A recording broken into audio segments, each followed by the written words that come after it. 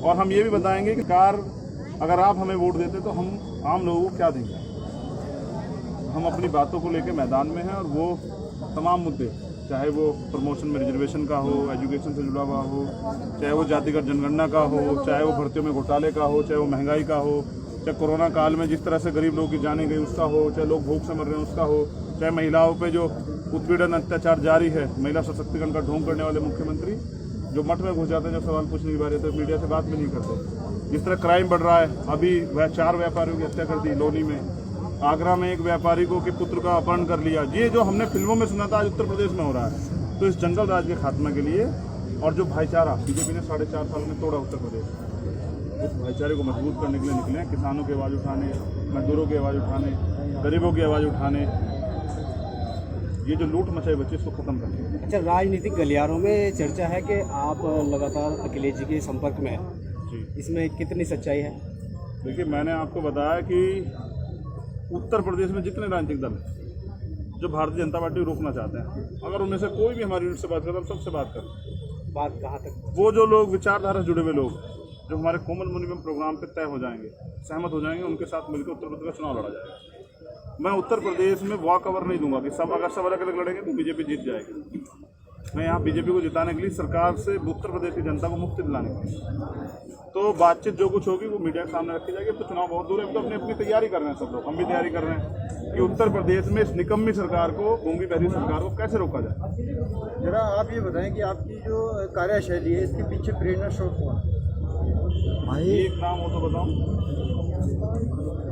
तथागत बुद्ध से लेके सदगुरु रविदास जी महाराज, भगवान वाल्मीकि महाराज, गुरु नानक देव, संत कबीर, गुरु घासीदास जी, जिनके नाम भी शायद आपने कभी ना सुने। इतिहास इसमें राष्ट्रपिता ज्योतिबा फुले, छत्रपति साहू जी महाराज, शिवाजी महाराज, संत गाडगे जी महाराज, नारायणा गुरु, पेरियार साहब, पेरियार लल्लई यादव, वीर अब्दुल हमीद, सरदार भगत सिंह, सरदार उधम सिंह, सरदार करतार सिंह सराभा, बाबू जगदेव प्रसाद कुशवाहा, जननायक कर्पूरी ठाकुर, डॉक्टर अफरीदी, मान्यवर साहब श्री काशीराम, बाबा साहब अम्बेडकर, और ये पूरा बहुजन समाज जो रोटी से मोहताज होने के बावजूद भी, जिसके तन पे कपड़े नहीं, स्वाभिमान सम्मान की लड़ाई लड़ता है। मैं इनमें से एक हूँ और मैं इनके दर्द को समझता हूँ और हम सब मिलकर इस दर्द को दूर करने के लिए मैदान में। जरा ये बताएं कि आप जो गरीबों के लिए कर रहे हैं, क्या उसमें सिर्फ बहुजन समाज के लिए कर रहे हैं कि और भी गरीब हैं? जब हम लोग सत्ता में आ जाएंगे और हम पे ताकत होगी तो हम प्रदेश के हर व्यक्ति की सुरक्षा करेंगे, उनको अधिकार देंगे, रोटी, कपड़ा, मकान, जो सुविधा उनको मिलनी चाहिए, अच्छा इलाज,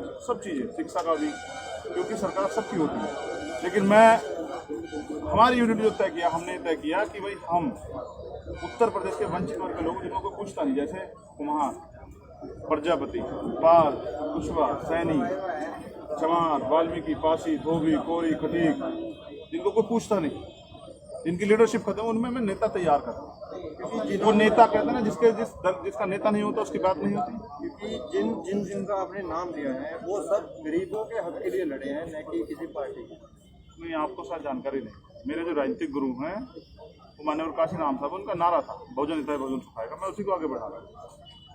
और मैंने जिनकी बात की वो किसी न किसी राजनीतिक दल से अटैच रहे हैं। बाबा साहब का तो अपने 3 दल बनाए उन्होंने, शेड्यूल कास्ट फेडरेशन, RPI, तो ऐसा नहीं। तो मैंने जो आपको बताया वो मेरी बात है, आपके दिल में जो बात है वो आपकी बात है, मैंने आपकी अपनी बात आपके सामने रख दी। ये बताइए, किसानों के नेता उसमें संसद में लेकर तो किसान बेहाल हैं। किसान, सारे किसान 6 महीने से आंदोलन में, 7 महीने हो गए, उनका हल क्यों नहीं निकला? कल क्यों नहीं निकला? किसानों का एक्चुअली क्या, मैं क्या कह रहा हूँ, उनका हल क्यों नहीं निकला? क्योंकि उनके लोग सदन में नहीं। मैं उनसे भी कहता हूँ कि भाई सदन में अपने लोगों को भेजो, किसान बन के वोट करो, अपने मुद्दों पे वोट करो, जिससे कि आपकी भागीदारी हो और आपके मुद्दों पे चर्चा। तो इसलिए क्योंकि किसान लोग सदन में नहीं, इसलिए उनके खिलाफ कानून बन रहे हैं। दलित सदन में नहीं, बैकवर्ड के लोग सदन में नहीं, माइनॉरिटी के लोग सदन में, उनके खिलाफ कानून बन रहे हैं। ये कानून चंद लोगों ने बनाया और इसका प्रभाव है पूरे किसानों पे, गरीब पे। रोटी का तो सबका रिश्ता है ना, रोटी का। इसलिए किसानों के हित में भी उत्तर प्रदेश की जनता को तैयार करने के लिए और इस गुलामी की जिंदगी से मुक्ति के लिए सत्ता को साधन बना के, ये जिस व्यवस्था पे आधारित ये भ्रष्टाचार है, चोरी है, लुटेरी, भेदभाव, इसको खत्म करना। धन्यवाद। एक सवाल और, ये पेट्रोल डीजल की बढ़ती कीमतें हैं, आप अगर साइकिल यात्रा करें तो क्या इसी के लिए ये विरोध प्रदर्शन भी है हमारा? लेकिन कि सरकारों की गाड़ी तो चलती है, सरकार की गाड़ी तो चलती है जनता के पैसे से, सरकार के पैसे से, वो पैसा जनता टैक्स के रूप में देती है। उसके लेकिन कोई बैनर वगैरह दिखा हम नहीं कह तो नहीं, इतना बड़ा बैनर आपके सामने बैठा तो है, आजाद समाज पार्टी कार्यकर्ता।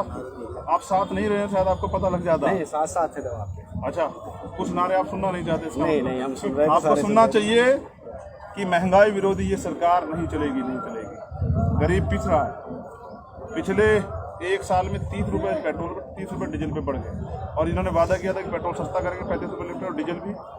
बिजली का रेट देखिए सबसे ज़्यादा महंगा। दाल, सरसों, जो कुछ भी हो, गरीब आदमी की आय नहीं बढ़ेगी, वो भूख से मर रहा है। लेकिन सरकार की आमदनी बढ़ रही है, सरकार के चाहने वालों की, अडानी अंबानी की आमदनी बढ़ रही है। अब मैंने आज ऐलान किया है इस धरती से, हम सब लोगों ने मिलकर, आजाद समाज पार्टी बीमार में लोगों ने, कि गरीबों का राज आएगा, अमीर सतर्क हो जाएं, अब अमीरों के गुलाम नहीं रहेंगे गरीब। धन्यवाद।